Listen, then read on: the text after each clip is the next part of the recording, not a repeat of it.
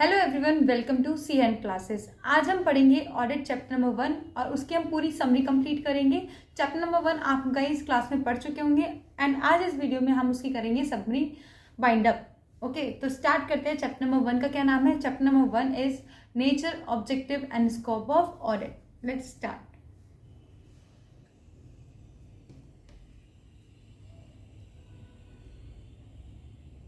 इतने सब अपनी पेन कॉपीज लेके बैठ जाइए। जिसने हमसे नहीं पढ़ा है वो अपनी पेन कॉपीज लेके बैठ जाइए, जिससे आप लोग भी क्या कर सकें, आप लोग चार्ट्स मेंटेन कर सकें। तो हम पहला नंबर चैप्टर नंबर 1 का नेम है nature, objective and scope of audit. ये बहुत ईजी एंड शॉर्ट सा चैप्टर है, इसे हम जल्दी से कंप्लीट करेंगे। तो इसमें हम सबसे पहले क्या पढ़ते हैं कि हम ऑडिट क्यों करते हैं, ऑडिट होता क्या है। तो हमने इसमें बताया था क्लास में, audit is an independent examination of financial information of any entity. Audit क्या है? ऑडिट एक इंडिपेंडेंट मतलब आप स्वतंत्र होने चाहिए। क्या है? एग्जामिनेशन। ये एग्जामिनेशन ही तो है जिसमें आप जाके चेक करते हैं। क्या चेक करते हैं जल्दी से बताइए सब? Financial information.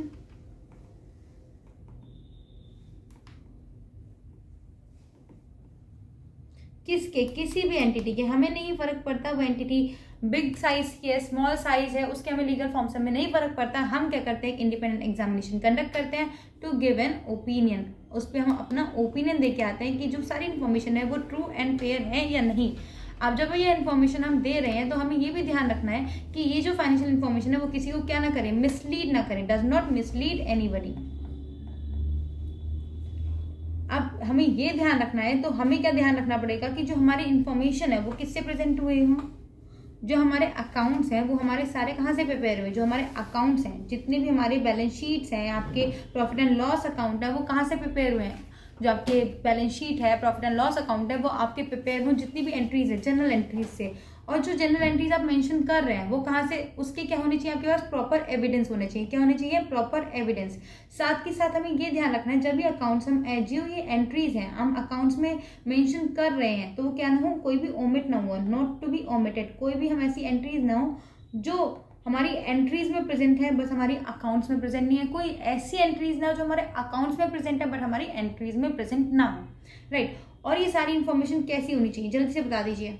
सबको पता है, क्लास में सबने पढ़ा था। क्लियर होनी चाहिए कि बहुत सिंपल लैंग्वेज होनी चाहिए, किसी को डिफिकल्टी नहीं होनी चाहिए एंड अनएम्बिगियस होनी चाहिए। राइट। क्लियर एंड स्पष्ट होनी चाहिए। सेकेंड हमने क्या पढ़ा था कि ट्रू एंड फेयर होनी चाहिए। जितनी भी इंफॉर्मेशन है वो ट्रू एंड फेयर होनी चाहिए। एंड जो अमाउंट्स हैं वो प्रॉपर्ली डिस्क्लोज होनी चाहिए। Amounts are properly disclose.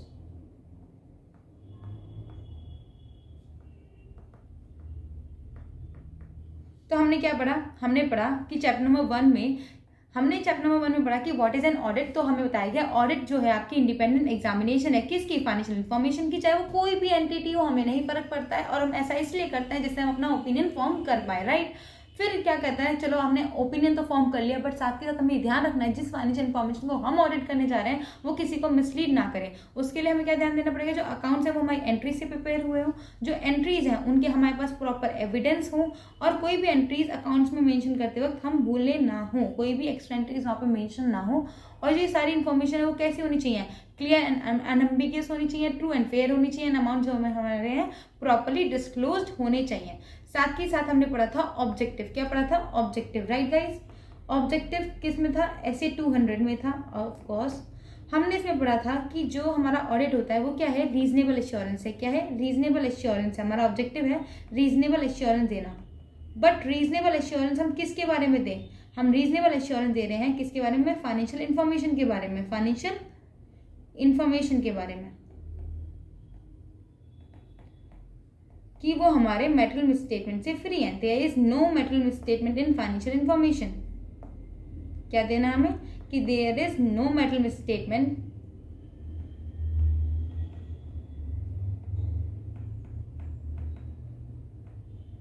Okay. ऐसा कहते हैं मेटल मिसस्टेटमेंट को हम एमएम लिखते हैं जल्दी से कवर करने के लिए। अब जहाँ पे मेटल मिसस्टेटमेंट आई है हम उसे एमएम से डिनोट करेंगे आगे वाले सेशंस में भी।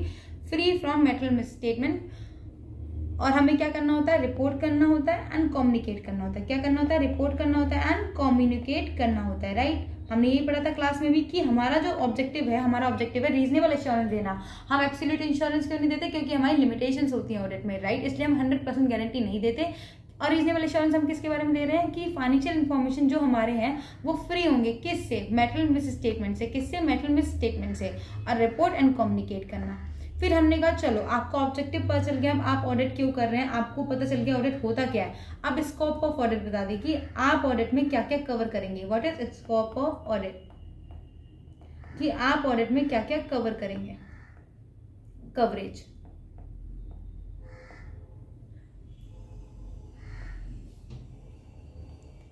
देखिए यही सब लिखा हुआ है यहाँ पे। ऑब्जेक्टिव भी क्लियर है, to obtain reasonable assurance that whether the financial statement as a whole are free from metal misstatement whether due to fraud or error, to report on the financial statement and communicate as required by the SS in accordance with the auditor's finding। अब हमने पढ़ा scope of audit. क्या पढ़ रहे हैं हम? Scope of audit की वो क्या कवरेज करता है। तो यहाँ पे लिखते हैं फर्स्ट कि हमें सारे एरियाज कवर करने हैं। क्या करने हैं? सारे एरियाज कवर करने हैं।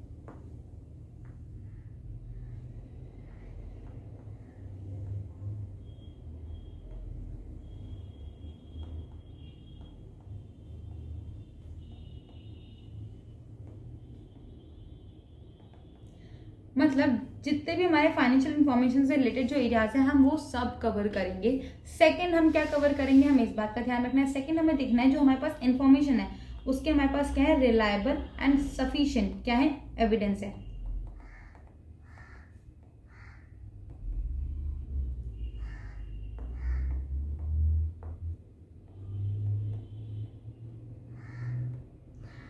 तो फर्स्ट क्या क्या कवर करें हम? सारे एरिया जो भी हमारे फाइनेंशियल इन्फॉर्मेशन से रिलेटेड है हम वो सब कवर करेंगे। सेकंड जो हमारे पास इन्फॉर्मेशन है वो क्या है? रिलायबल एंड सफिशिएंट होनी चाहिए। थर्ड हमें ये देखना है कि जो इन्फॉर्मेशन हमारे पास है वो प्रॉपर्ली डिस्क्लोज्ड है भी नहीं। इन्फॉर्मेशन इज प्रॉपर्ली डिस्क्लोज्ड और नॉट।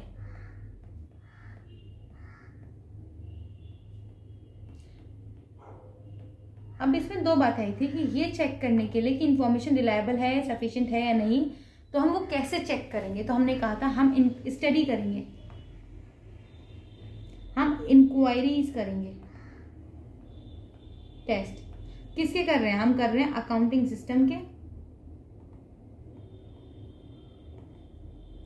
एंड इंटरनल कंट्रोल्स के। थर्ड हमने पूछा था कि इंफॉर्मेशन जो है वो प्रॉपर्ली डिस्क्लोज की गई है कि नहीं, वो कैसे चेक करेंगे? वो हम चेक करेंगे, हम कंपेयर करेंगे मैनेजमेंट की जजमेंट को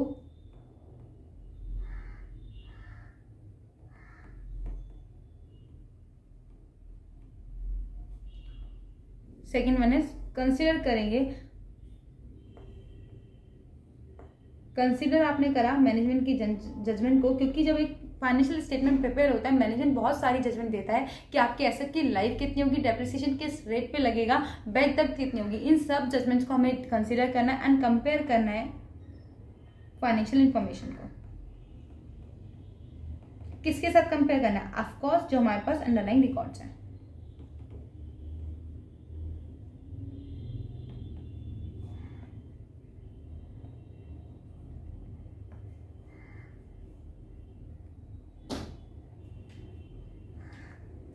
हमें देखना है कि किसी भी ऑडिटर को auditor does not require to perform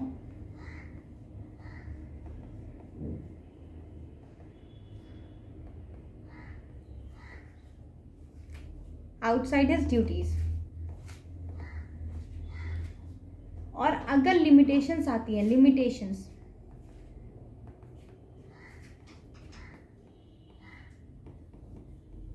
तो ऑडिटर को क्या देना है? क्वालिफाइड, अनक्वालिफाइड ओपिनियन देना है। तो यही हमने यहाँ पे पढ़ा था चैप्टर नंबर 1 में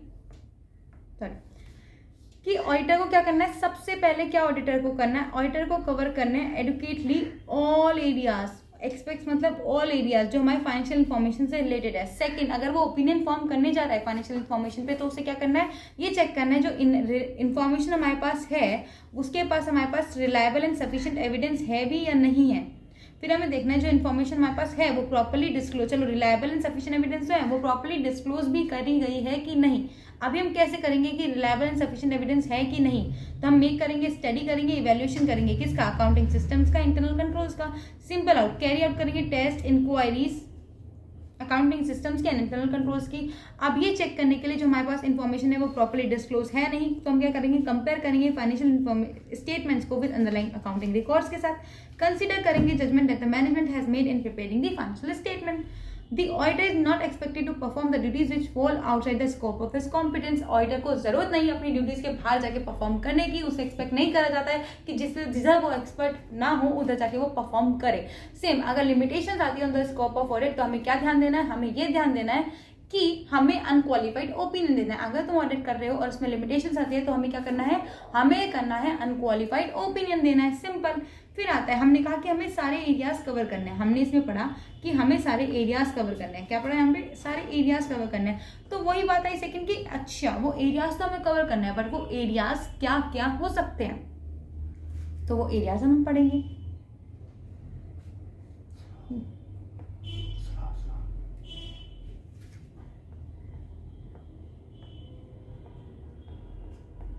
एक्सपेक्ट्स ऑफ ऑडिट। अब यहाँ पे एक्सपेक्ट्स ऑफ ऑडिट कहता है कवर करना, कौन कौन से एरियाज आप कवर करने जा रहे हैं। पहली चीज, पहले जब आप कवर कर रहे हैं, ऑडिट के एरियाज को कवर कर रहे हैं, तो हमें ध्यान देखना है जो भी अकाउंटिंग सिस्टम है, इंटरनल कंट्रोल है, वो आपके एडुकेट, वो सफिशिएंट, वो एडुकेट है या नहीं, वो सुटेबल है आपके बिजनेस से या नहीं। सेकंड आपको देखना है, चलो आपके बिजनेस के लिए वो सुटेबल तो है, क्या उतने अकाउंटिंग सिस्टम, उतने इंटरनल कंट्रोल्स लगाना, उतने प्रोसीजर्स लगाना सफिशिएंट होंगे या नहीं। लाइक आप लोग कोचिंग में आते हैं, अब कोचिंग में सिर्फ आपकी जो स्लिप है वो सिर्फ शुरू वाले दिन चेक हो और बाकी दिन ना चेक हो, क्या वो इंटरनल कंट्रोल, जो वो कंट्रोल हम लगा रहे हैं कोचिंग में, वो सही होगा, नहीं होगा। हमें वो क्वाइट इंटरवल्स पे या रोज आना वो चेक करनी होंगी स्लिप, तभी तो वो कंट्रोल हमारे लिए सुटेबल तो है रिसीव चेक करना, क्या वो सफिशिएंट होगा, नहीं होगा। तो हमें क्या करना होगा, उसे कंटिन्यू या तो चेक करना होगा या क्वाइट इंटरवल्स जल्दी, लाइक एक दिन छोड़कर एक दिन हमें चेक करना है या फिर 2 दिन रैंडमली चेक कर रहे हैं हम, तो ये हमारे लिए फिर सफिशिएंसी होगी, राइट। तो हमें क्या देखना है कि वो एडुकेट, जो हमारे अकाउंटिंग सिस्टम है वो एडुकेट है या नहीं है, वो सुटेबल है या नहीं है। थर्ड, हम सब बताते हैं जब आप किसी भी कंपनी में जा रहे हैं तो 4 मेन थिंग होती है जो आप चेक करके आएंगे उस कंपनी की, वो क्या होगा, assets, liabilities, income and expenses. चलो पहले इन्हें लिखते हैं फिर आगे बात करते हैं। तो ये पॉइंट क्या क्या होगा, हमें क्या करना है, अकाउंटिंग सिस्टम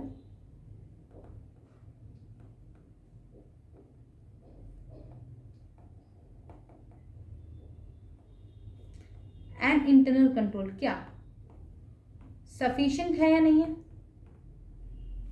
एंड एडुकेट है या नहीं है।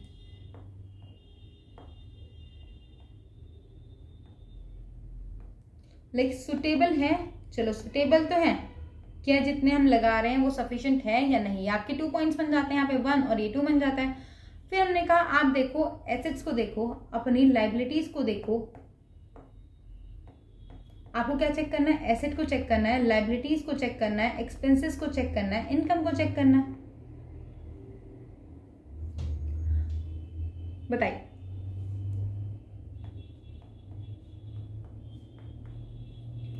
एसेट्स में आप बताइए, जनरली क्लासेस में मैंने इतनी बार बताया, क्या देखते हैं आप, टाइटल देखते हैं कि आपके नाम पर है कि नहीं है, राइट।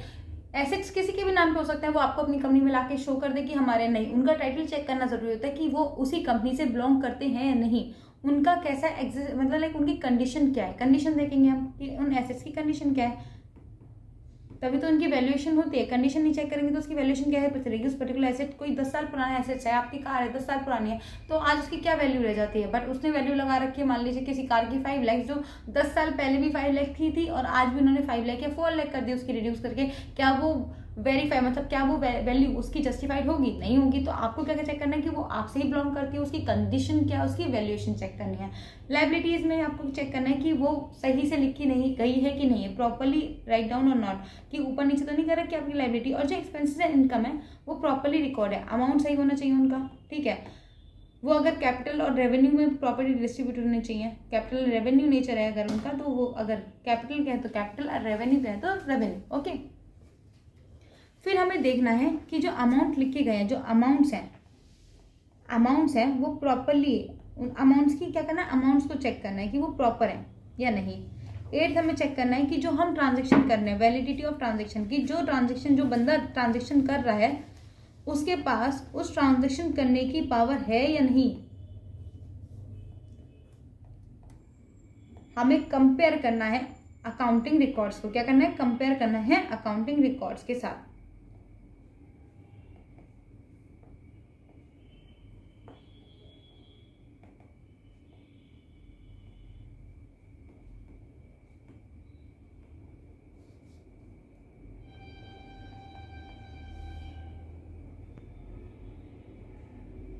देखना है कि जो आपका कंपेयर करने के बाद हमें देखना है कि रिजल्ट जो आ रहा है वो ट्रू एंड फेयर आ रहा है या नहीं आ रहा है। और लास्ट में अगर स्टैट्यूटरी रिपोर्ट है तो आपको क्या फिलफिल करनी है, स्टैट्यूटरी रिक्वायरमेंट।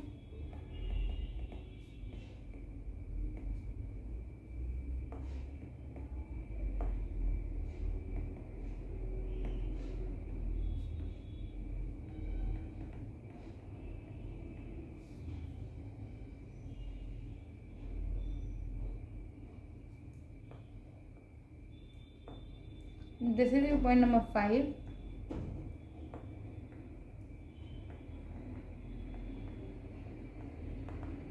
लास्ट में ये सब करके हमें क्या करना है, रिपोर्ट करना है। क्या करना है, हमें रिपोर्ट करना है। तो हमने अभी एस्पेक्ट्स ऑफ ऑडिट में क्या पढ़ा, पहले तो ये पढ़ते हैं कि हमने कहा कि हमें कवर करना है। अब हमें क्या क्या कवर करना है ये बात आई कि अकाउंटिंग सिस्टम है, इंटरनल कंट्रोल्स हैं जो आपने लगा रखे हैं अपनी पर्टिकुलर कंपनी में, वो सही है या गलत है, पहले वो चेक कर लिया। अब वो सही तो है, आपकी कंपनी के हिसाब से सुटेबल तो है, क्या वो एप्रोप्रिएट, क्या वो सफिशिएंट, सॉरी एप्रोप्रिएट नहीं, क्या वो सफिशिएंट है या नहीं है, क्या उतने इंटरनल कंट्रोल्स लगाना, उतने कंट्रोल्स लगाना, उतनी प्रोसीजर्स लगाना, उतनी पॉलिसीज लगाना वो आपकी रेलेवेंट कंपनी के लिए सफिशिएंट होगी या नहीं। फिर आप लोग क्या चेक करेंगे, जनरली आप ऑडिटर बन के जा रहे हैं ना किसी कंपनी में, तो आप क्या चेक करेंगे, आप बताइए। आप चेक करेंगे कि आपके एसेट्स कैसे हैं, लायबिलिटीज कैसे हैं, एक्सपेंसेस एंड इनकम कैसे है, राइट। फिर आपको क्या करना होगा, आपको देखना होगा जो एक्सपेंसेस अमाउंट वगैरह जो है उनकी ट्रांजैक्शन तो सही है, क्या वो ट्रांजैक्शन सही बंदे ने करी है कि नहीं, क्या उसके पास वो ट्रांजैक्शन करने की पावर थी, क्या वो जो अमाउंट डिस्क्लोज करे गए हैं उन ट्रांजैक्शन के आगे वो सही है या गलत है। अब फिर क्या करेंगे, आप देखेंगे कि कंपेयर करेंगे अपने जो आपके रिजल्ट्स हैं उन्हें अकाउंटिंग रिकॉर्ड्स के साथ, फाइनेंशियल जो स्टेटमेंट है उन्हें किसके साथ कंपेयर करेंगे, अकाउंटिंग रिकॉर्ड्स के साथ। तभी तो आपको पता चलेगा क्या कोई एक्स्ट्रा एंट्रीज तो मेंशन ऑफ नहीं है। तो आपने क्या क्या करा, आपने देखा assets, liabilities, income and expenses, आपको इनके अमाउंट चेक करने हैं। आपको क्या करना है कि ये जो पूरी पावर में हो रही है या नहीं है, जो कर रहा है ट्रांजैक्शन उसके पास वो प्रॉपर पावर है या नहीं है करने की, आपने पावर चेक करी। फिर आपने क्या करा, आपने क्या चेक करा, जो अमाउंट लिखे गए हैं क्या वो अमाउंट करेक्ट है, क्या वो ट्रांजैक्शन सही है, वो ट्रांजैक्शन चेक करने के लिए आपने क्या करा, कंपेयर करा, राइट। फिर आपने क्या करा, अब इतना सब कुछ कर लिया तो अपना व्यू दे दो, ट्रू एंड फेयर है कि नहीं है, रिपोर्ट कर दो एंड स्टैट्यूटरी रिक्वायरमेंट को, अगर आप स्टैट्यूटरी रिपोर्ट प्रिपेयर कर रहे हो तो स्टैट्यूटरी रिक्वायरमेंट्स को फुलफिल कर दो। यही हमने क्या करा, पढ़ा इसमें। अब हम क्या पढ़ते हैं, अब हम पढ़ते हैं एडवांटेजेस ऑफ ऑडिट। क्या पढ़ते हैं, एडवांटेजेस ऑफ ऑडिट।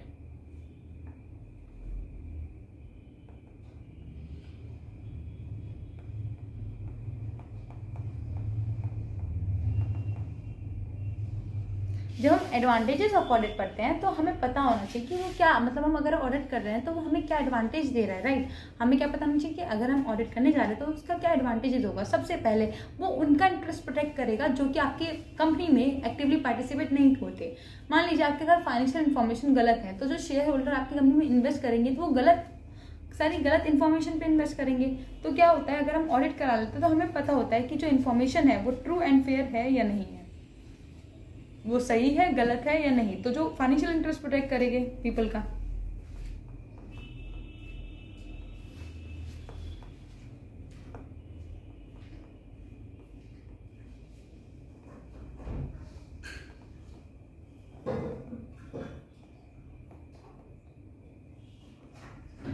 ठीक है, सेफ गार्ड्स करा किसका, फाइनेंशियल इंटरेस्ट किसका, जो एक्टिवली पार्टिसिपेट नहीं करते, like share holder, example share holder, आपके पार्टनर्स, इन सबका क्या करा आपने, क्या करा आपने, इंटरेस्ट प्रोटेक्ट करा। सेकंड, जब उन्हें किसी भी एम्प्लॉय को पता होगा कि उनकी आगे चेकिंग होगी, उसके आगे चेकिंग होगी, अगर वो कोई फ्रॉड करते हैं तो उसकी चेकिंग हो सकती है, तो वो एम्प्लॉय का क्या कर रहा है, मॉरल चेक। तो वो डरेंगे भाई, अगर आपको पता है कि कोई आपका चेक करेगा तो आप क्या करेंगे, डरेंगे कोई भी फ्रॉड करने से पहले, राइट। तो ये क्या करेगा, मॉरल चेक ऑफ एम्प्लॉयज। एक हमने क्लास में बताया था कि ये सेटलमेंट में हेल्प करता है। किस किस चीज़ की, बहुत सारी सेटलमेंट में हेल्प करता है। बताइए किस किस की चीज़ में सेटलमेंट में हेल्प करता है।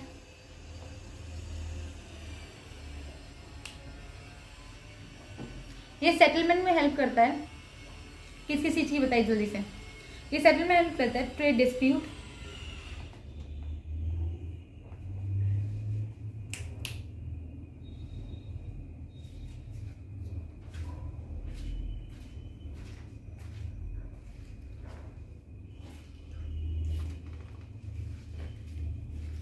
ट्रेड डिस्प्यूट अगर होता है हायर और लोअर वेजेस के बीच में।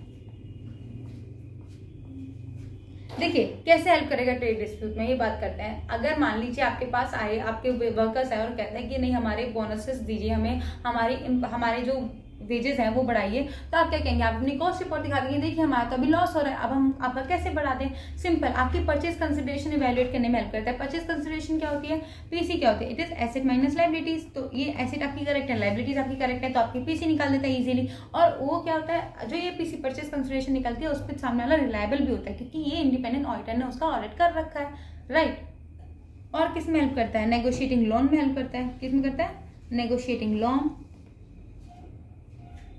क्या होता है, जब आप नेगोशिएट लोन कैसे कर सकते हैं मैं बताती हूँ। नेगोशिएटिंग लोन में ऐसे हेल्प करता है जब आप उनसे कहेंगे देखिए हमारा कंपनी का प्रॉफिट इतना है, हम डे बाय डे इतना ग्रो कर रहे हैं, तो आप हमें कम इंटरेस्ट पे लोन दीजिए, या हमें आप उतना लोन दे दीजिए क्योंकि हमारी कंपनी का प्रॉफिट क्या है, अच्छा है। और किस में हेल्प करता है, एडमिशन और death of a partner. Admission अगर किसी पार्टनर का होगा तो गुडविल कैलकुलेट करने में हेल्प करेगा।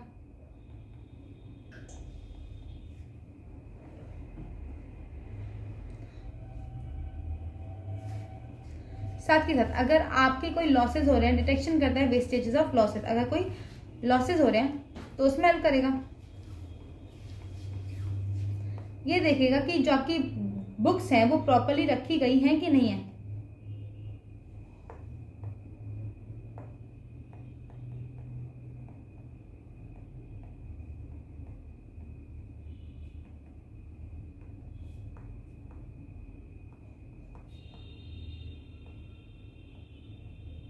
अगर आपकी कंपनी में कोई वीकनेसेस है उस पर भी रिपोर्ट करेगा। ये देखेगा इंटरनल कंट्रोल सही है नहीं है, अगर वीक है तो वो आपको बताएगा कि नहीं ये वीक है आपकी रिपोर्ट्स, ओके ये रिपोर्ट करेगा वीकनेसेस में। एंड गवर्नमेंट को क्या चाहिए होता है, ऑडिटेड फाइनेंशियल स्टेटमेंट चाहिए होता है। क्यों, अगर उन्हें आपको लाइसेंस प्रोवाइड करना है या उन्हें कोई फाइनेंशियल हेल्प आपको प्रोवाइड करनी है।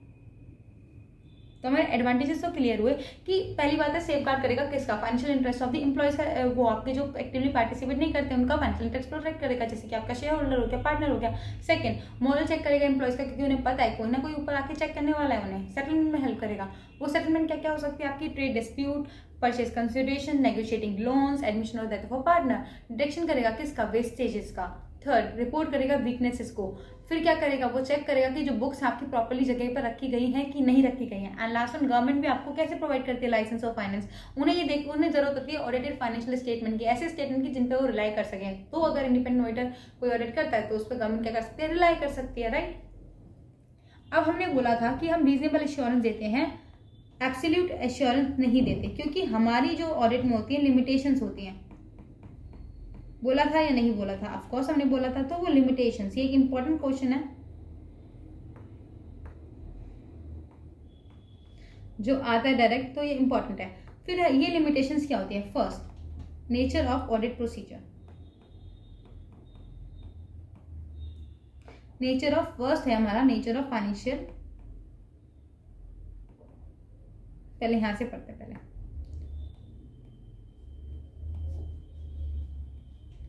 एडवांटेजेस हमारे क्लियर हो गए, ओके। पहला हमारा लिमिटेशन है नेचर ऑफ फाइनेंशियल रिपोर्टिंग। क्या है, नेचर ऑफ फाइनेंशियल रिपोर्टिंग। ये हमारा लिमिटेशंस क्यों बनता है, ये लिमिटेशन हमारा बनता है क्योंकि क्या होता है जब हम स्टेटमेंट प्रिपेयर करते हैं तो बहुत सारी जजमेंट होती है, मैनेजमेंट की इन्वॉल्व होती है कि जैसे एसेट पे कितना डेप्रिसिएशन लगेगा, इसकी लाइफ कितनी होगी, बैड डेप्थ कितने होंगे, ये क्या सब क्या हो गया, मैनेजमेंट के डिसीजन हो गए।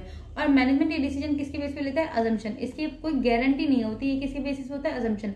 और जब अजम्पशन होते हैं तो क्या होता है, अनसर्टेनिटी होती है। क्या होती है, अनसर्टेनिटी होती है।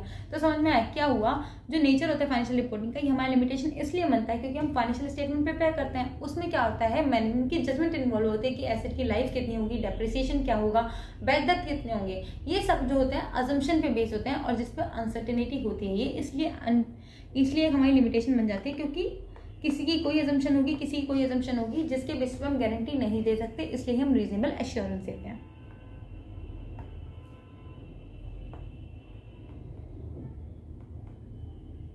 ये हमारी लिमिटेशन क्यों बनी, जल्दी से बताएगा कोई। ये हमारी लिमिटेशन इसलिए बनी बिकॉज जजमेंट इन्वॉल्व होती है मैनेजमेंट की।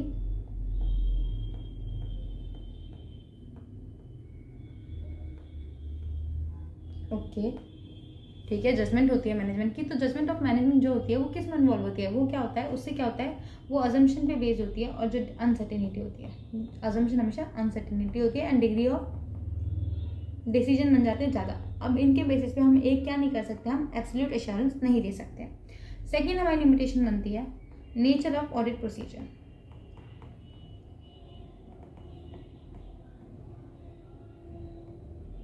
इसमें हमने 3 बातें पढ़ी थी। पहले, मैनेजमेंट आपको कंप्लीट इन्फॉर्मेशन प्रोवाइड करे ना करे उसकी मर्जी है।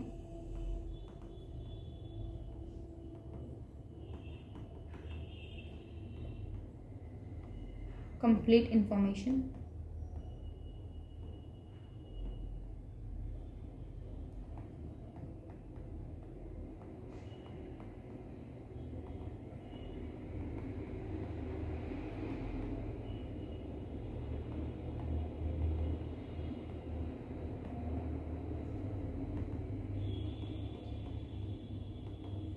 देखिए नेचर ऑफ ऑडिट प्रोसीजर क्या हुआ, मैनेजमेंट आपको चाह के ना चाह के वो कंप्लीट इन्फॉर्मेशन ना प्रोवाइड करे, वो प्रॉपर उसके हाथ में है, ठीक है।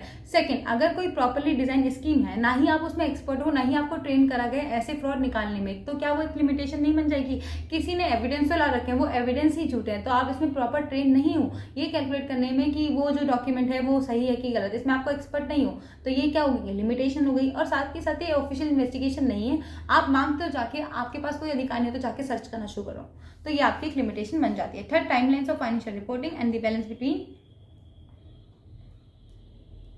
Benefit and cost.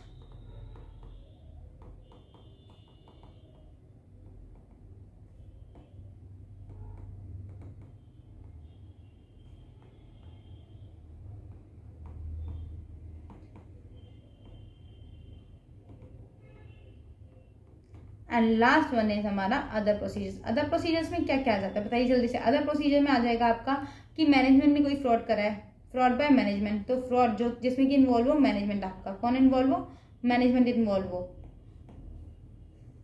Future events,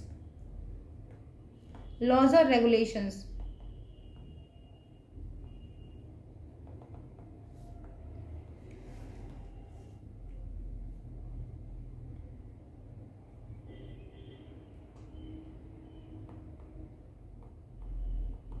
या फिर रिलेटेड पार्टीज। क्या हो, related parties.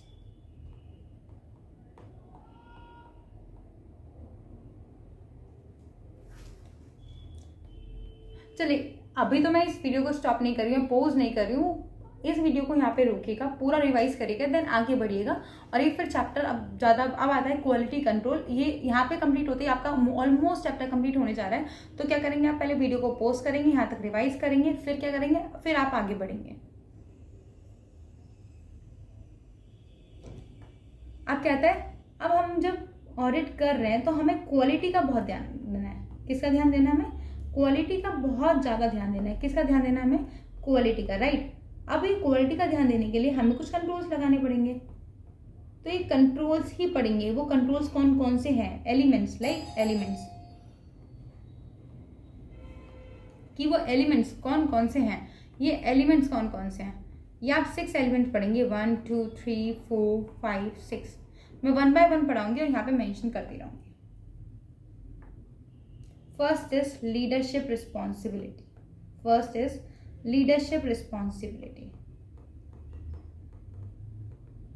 Right guys, class में भी आपने पढ़ा होगा लीडरशिप रिस्पॉन्सिबिलिटी के बारे में, तो जल्दी से बोलना शुरू कर दीजिए कि लीडरशिप रिस्पॉन्सिबिलिटी क्या होती है। फर्स्ट हमने पढ़ा लीडरशिप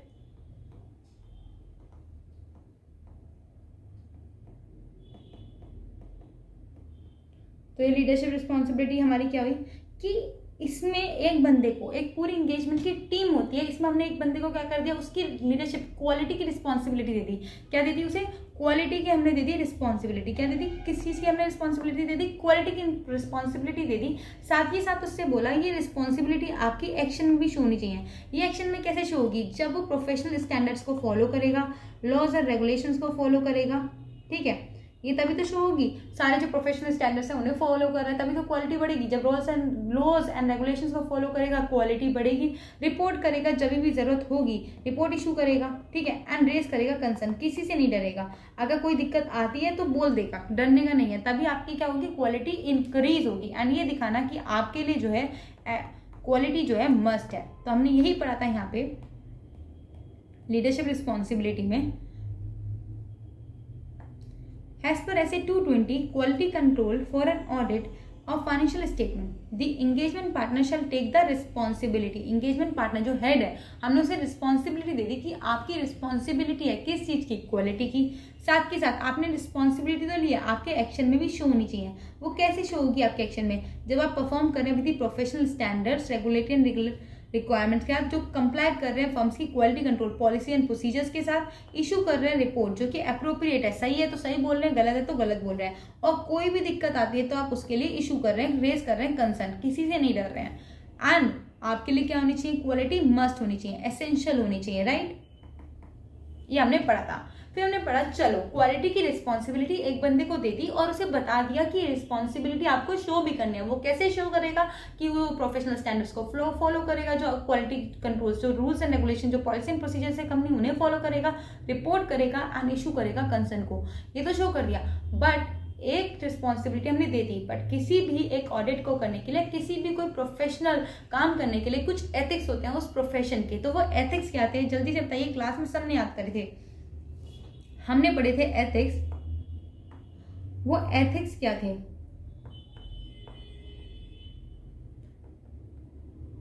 एथिकल रिक्वायरमेंट, राइट।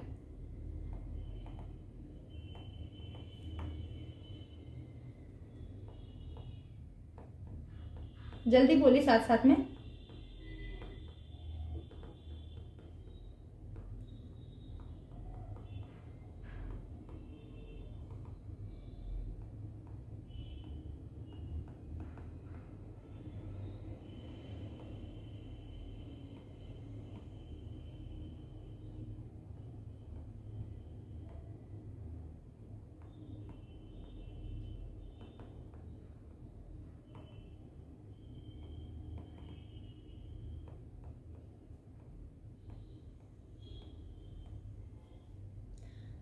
तो क्या थे? Integrity, objectivity, confidentiality, professional behaviour, professional competence and due care, and last one is independence.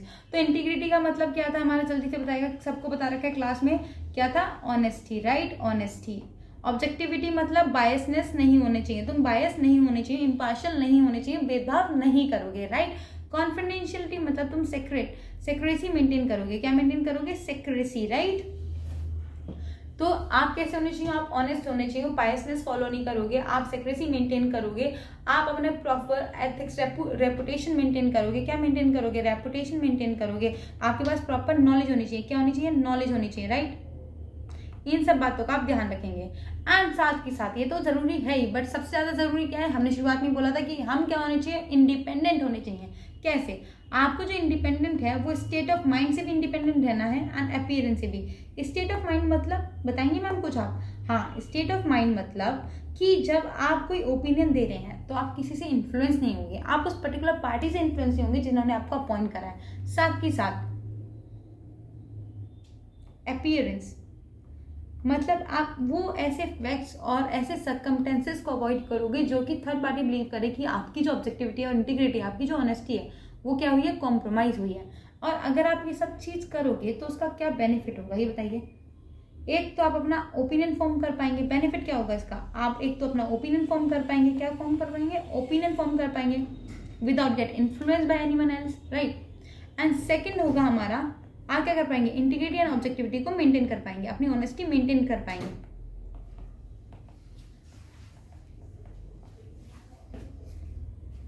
First हमारा होगा, हम क्या करेंगे, बेनिफिट, फर्स्ट बेनिफिट क्या होगा, हमें किसी से इन्फ्लुएंस नहीं होंगे, राइट। अब इतनी बातें इंडिपेंडेंस के बारे में हैं, तो ऑफकोर्स इसके कुछ ना कुछ थ्रेट्स तो होंगे। हमने थ्रेट्स पढ़े थे, थ्रेट्स टू इंडिपेंडेंस, वो क्या क्या थे। मैं थोड़ा जल्दी जल्दी कर रही हूँ क्योंकि मुझे रिवीजन आपका जल्दी से कंप्लीट कराना है।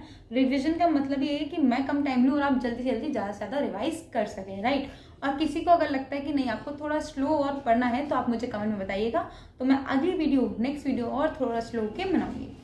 और अगर ये वीडियो सबको पसंद आ रही है तो जल्दी से लाइक ठोको।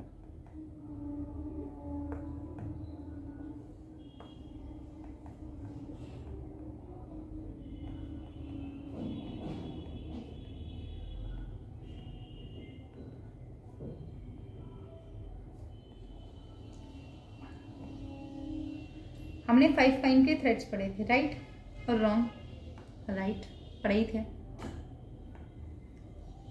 पहला था हमारा सेल्फ इंटरेस्ट थ्रेड।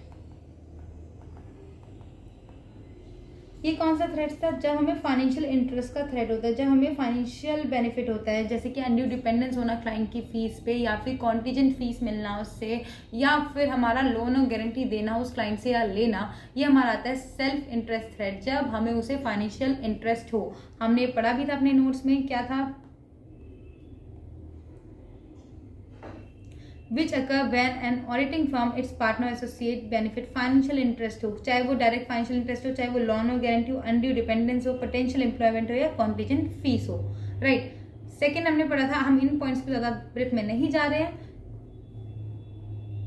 फिर हमने पढ़ा था, ये हमने क्लास में बहुत अच्छे से एक्सप्लेन किया था, सेल्फ रिव्यू थ्रेड। क्या पढ़ा था, सेल्फ रिव्यू थ्रेड। ये क्या होता है, जब आप कोई काम कर रहे हो और वो आपके पास ही क्या आ जाए, रिव्यू होने के लिए आ जाए, that is self review thread, right. फिर आता है एडवोकेसी थ्रेड। एडवोकेसी थ्रेड होता है जब आप एक किसी क्लाइंट का ओपिनियन इस हद तक प्रमोट करें कि वो क्लाइंट बिलीव करे कि जो आपका जो ओपिनियन है वो एक क्लाइंट बिलीव करने लगे कि क्या हुआ है, आपकी जो इंटीग्रिटी है, आपकी जो ऑब्जेक्टिविटी है, आपको कॉम्प्रोमाइज हो रहा है, आप सामने वाले का ओपिनियन इस हद तक प्रमोट कर रहे हैं कि एक थर्ड पार्टी बिलीव करने लग जाए कि आप उसके साथ मिले हुए हो, आप ऑनेस्ट नहीं हो अपना ऑडिट करते वक्त। फिर आता है फैमिलियरिटी थ्रेड। क्या आता है, फैमिलियरिटी थ्रेड। ये कब होता है, जब एक किसी एसोसिएशन के साथ आप बहुत टाइम तक जुड़े हुए हो, या आपका कोई क्लोज मेंबर आपका फैमिली का वहाँ पे काम कर रहा है, या कोई सीनियर मैनेजमेंट जो वहाँ पे काम कर रहा है वो पहले आपकी कंपनी में कोई पार्टनर था, या आपको वहाँ से गिफ्ट्स मिल रहे हैं। ये सब क्या करते हैं आपके फैमिलियरिटी थ्रेड, क्योंकि आप जान पहचान के चक्कर में जब आप डिसऑनेस्ट ओपिनियन दें तो ये क्या होता है, familiarity thread. And last one हमारा क्या आता है, लास्ट वन हमारा आता है इंटिमिडेशन थ्रेड। जब आपको क्लाइंट कहे, अगर आपको डर लगे कि अगर हमने क्लाइंट के अकॉर्डिंग अपना ओपिनियन नहीं दिया तो वो हमें निकाल देगा या हमारी फीस रिड्यूस कर देगा, कैसे, हमारा वर्क रिड्यूस करके, तो ये क्या बन जाता है आपका इंटिमिडेशन थ्रेड। जब आपको डर लगे कि आपको उस क्लाइंट के द्वारा निकाले जाने का डर हो, आपको ये डर हो कि अगर उन्होंने हमें निकाल दिया तो क्या होगा, तो आपका बनता है ये इंटिमिडेशन थ्रेड। अब भाई इतने सारे थ्रेड्स हैं तो कुछ ना कुछ तो सेफगार्ड्स भी होंगे।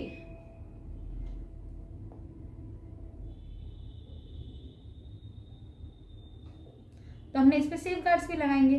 तो सेफ गार्ड्स क्या होता है, सबसे पहले आपको कैसा दिखना है, आपको क्या होना है, इंडिपेंडेंट, क्योंकि सेफ गार्ड्स में इंडिपेंडेंट ही आता है। अब इंडिपेंडेंट दिखने के लिए आपको कौन से प्रिंसिपल फॉलो करने पड़ेंगे, फंडामेंटल प्रिंसिपल।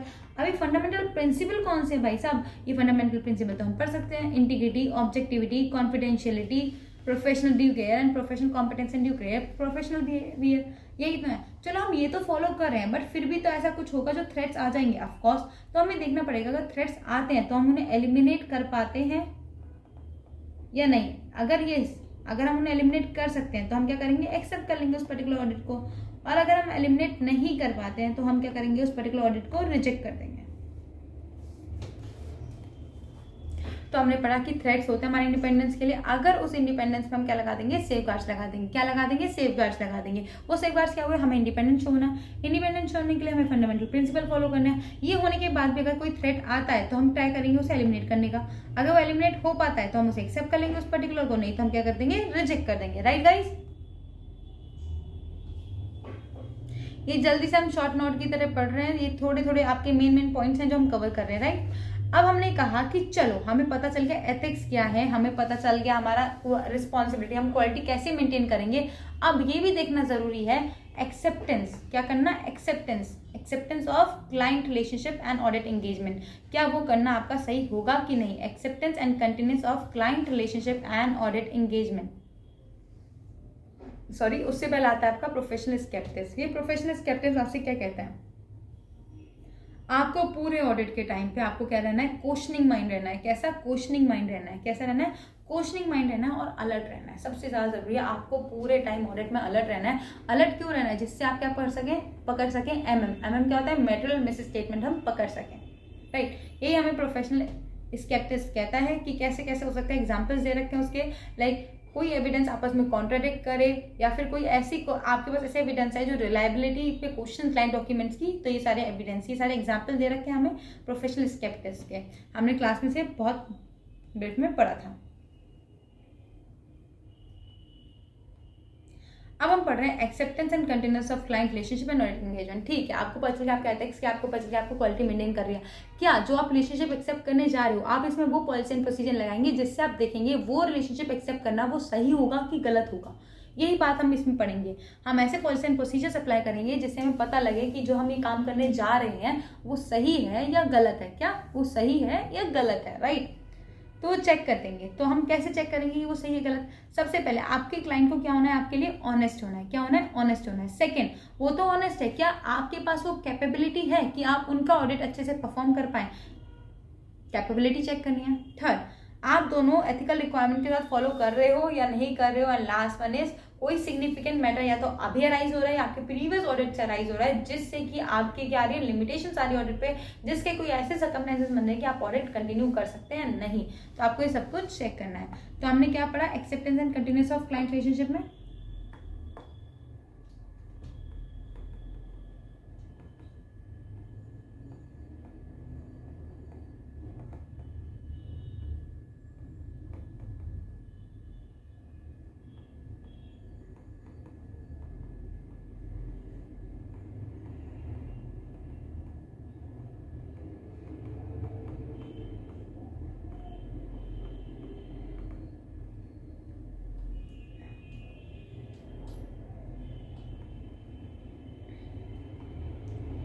हमने पढ़ा कि हमें पॉलिसी एंड प्रोसीजर रखें जो चेक करे कि हमारा ये ऑडिट करना वो सही है, ये एक्सेप्ट करना सही है या गलत है।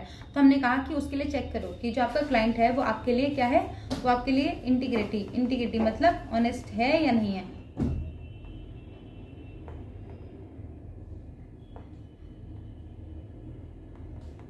क्या है, वो आपके लिए ऑनेस्ट है या नहीं। कैसे चेक करेंगे, आप यहाँ चेक करेंगे the integrity of principal, owners, की management and those charged with the governance, right.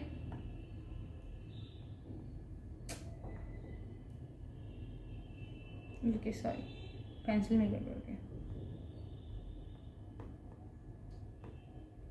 Integrity of client, क्या ऑनेस्टी ऑफ क्लाइंट चेक करी। सेकेंड, आपने देखा आप कॉम्पिटेंट है या नहीं, आप क्या है, कॉम्पिटेंट है या नहीं है, कि आपके अंदर इतनी कैपेबिलिटीज, कि आपके पास सही रिसोर्सेज, टाइम है या नहीं है उस पर्टिकुलर क्लाइंट का ऑडिट करने के लिए, कि आपके पास रिसोर्सेज है, टाइम है, नॉलेज है उतनी कि आप उस पर्टिकुलर पॉइंट पे उस बंदे का ऑडिट कर सके या नहीं। दोनों एथिकल रिक्वायरमेंट्स फॉलो कर रहे हैं या नहीं, को फुलफिल कर रहे हैं या नहीं कर रहे हैं। एंड लास्ट वन इज कि कोई सिग्निफिकेंट मैटर तो अराइज नहीं हो रहा है इस और पुराने ऑडिट में जिससे कि आप एक्सेप्ट ना कर सकें।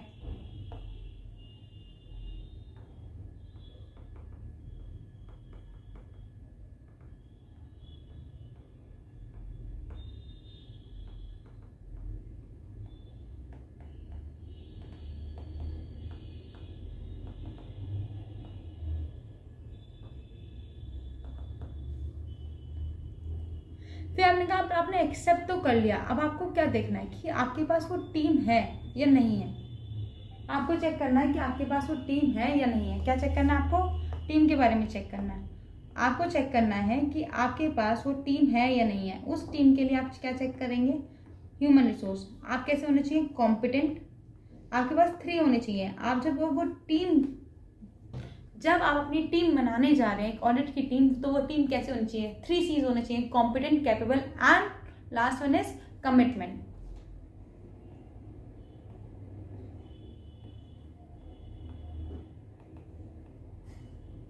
थ्री C's होने चाहिए। यहाँ पे भी देखेंगे हम 3 C's क्या है,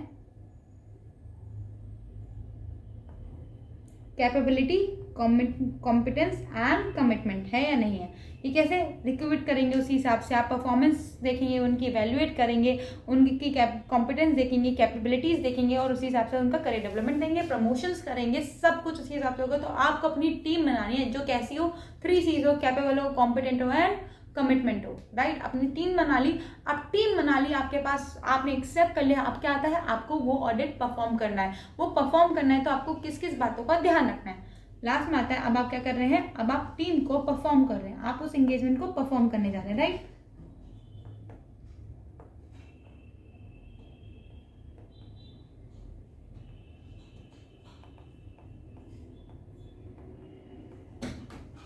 जब एंगेजमेंट आप परफॉर्म करने हैं तो आपको ध्यान रखना है कि आप प्रोफेशनल स्टैंडर्ड्स को फॉलो करें, लॉज एंड रेगुलेशंस को फॉलो करें, राइट।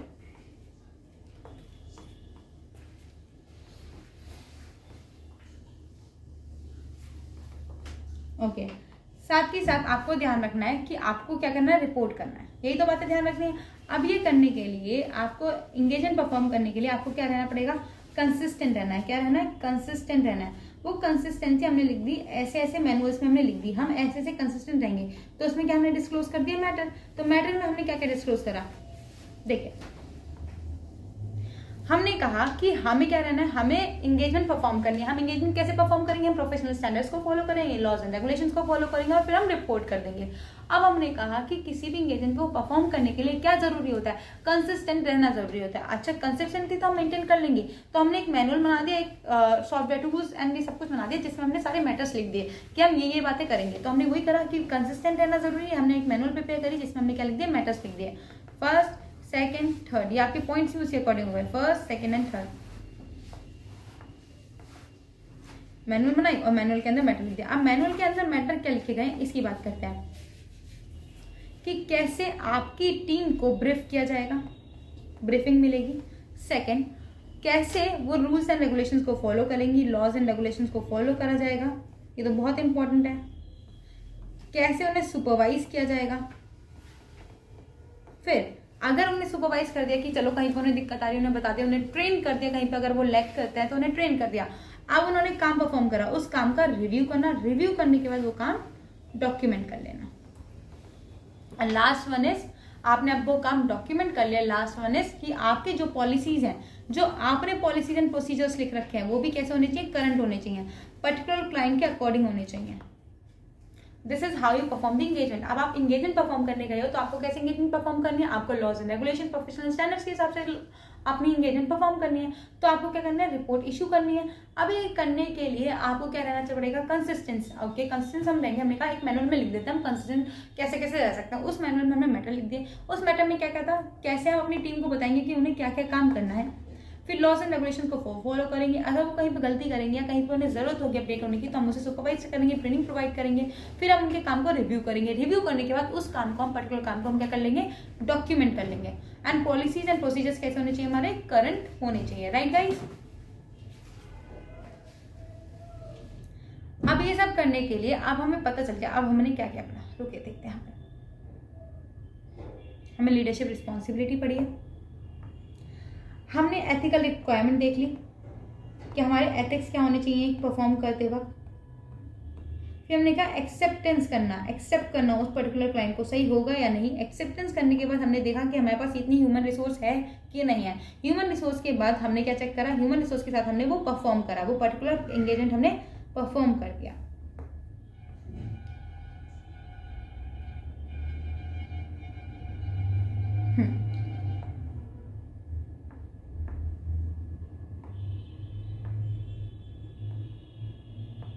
जब ये सारा काम आप कर रहे हैं तो हमें क्या करना है, ये सारा काम सही से हो रहा है या नहीं हो रहा है, इसके लिए हम क्या करते हैं, मॉनिटरिंग। क्या करते हैं, मॉनिटरिंग। तो लास्ट पॉइंट भी हमारा ये है, चलो सारा काम तो तुम कर रहे हो, अब साथ के साथ क्या करो, इन सब कामों को मॉनिटर करो कि ये सब तुमने लगा तो थे रूल्स एंड रेगुलेशन, क्या वो हो रहे हैं, क्या वो फॉलो हो रहे हैं या नहीं। उसके लिए हम क्या करते हैं, मॉनिटरिंग करते हैं। क्या करते हैं, मॉनिटरिंग। जो क्या करता है, आपके जो सारे काम हैं, लाइक जो ए आपने परफॉर्म करा, बी सी डी ई, यही तो चीजें करी, इसके लिए हमने कर दिया एफ जो इसे रेगुलेट करेगा। वो पॉलिसी एंड प्रोसीजर की ये जो सारे काम है आपके रेलिवेंट एडुकेट हैं, ऑपरेट कर रहे हैं ढंग से या नहीं कर रहे हैं। और हम मॉनिटर क्यों करते हैं, ये चेक करने के लिए कि जो प्रोफेशनल स्टैंडर्ड्स हैं वो फॉलो हो रहे हैं या नहीं फॉलो हो रहे हैं। जो क्वालिटी कंट्रोल्स के जो इतने सारे एलिमेंट्स हमने बनाए, क्या वो प्रॉपर्ली बनाए गए थे, वो प्रॉपर्ली डिजाइन थे और प्रॉपर्ली लगाए गए कि नहीं लगाए गए। एंड लास्ट वन, जो क्वालिटी कंट्रोल्स के जो आपके रूल्स थे, जो एलिमेंट्स थे, वो प्रॉपर्ली अब हम यूज कर रहे हैं या नहीं कर रहे, प्रॉपर्ली अप्लाई कर रहे हैं कि नहीं कर रहे हैं। तो क्यों हम ये करते हैं, हम करते हैं क्योंकि एक तो हम रेस कर सके, रेस मतलब वो relevant adequate and operating effectively कर रहे हैं कि नहीं कर रहे हैं, ये सबको पता है। फिर हमने कहा कि क्यों, क्योंकि कि वो professional standards and rules, laws and regulations को फॉलो कर रहे हैं कि नहीं कर रहे, पहली बात जो सबसे ज़्यादा ज़रूरी है एक ऑडिट में। फिर जो क्वालिटी कंट्रोल्स के जो एलिमेंट आपके, क्वालिटी कंट्रोल के जो आपके एलिमेंट हैं, जो आपके क्वालिटी कंट्रोल्स के एलिमेंट हैं,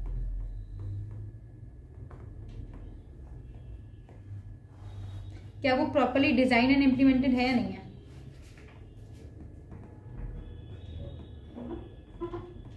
या क्या वो प्रॉपर्ली अप्लाइड है या नहीं है। तो हमें ये चेक करना है प्रॉपर्ली डिजाइन एंड इम्प्लीमेंटेड है या नहीं है, प्रॉपर्ली अप्लाइड है या नहीं है। इसके बाद आपका आता है ऐसे 210 agreeing the terms of audit engagement, जिसकी हमने एक सेपरेट वीडियो बनाएंगे और डालेंगे। तो सारे ऐसे इसकी एक सेपरेट वीडियोस होगी जिसे आप पढ़ सकते हैं और उससे समझ सकते हैं। तो अभी आपका चैप्टर कंप्लीट होता है। यहाँ पर कहीं भी अगर कोई दिक्कत आ रही है तो आप कमेंट करके बताइएगा, तो मैं आपकी उस प्रॉब्लम को सॉल्व कर सकती हूँ और जो क्लास के बच्चे हैं वो क्लास में इस चीज़ को पूछ सकते हैं। तो आई होप आपको ये समरी यूजफुल होगी। प्लीज़ अगर आपको ये वीडियो पसंद आई है तो लाइक करिएगा, जिससे मुझे भी मोटिवेशन मिले और आगे वीडियोस में और समरी वीडियोस लाती रहूँ। तो बताइएगा अगर ये आपको यूजफुल है या नहीं। ओके, चलो मिलते हैं नेक्स्ट वीडियो में जब हम बनाएंगे समरी नंबर 2 चैप्टर नंबर 2 की। ओके गाइस, तब तक के लिए बाय बाय।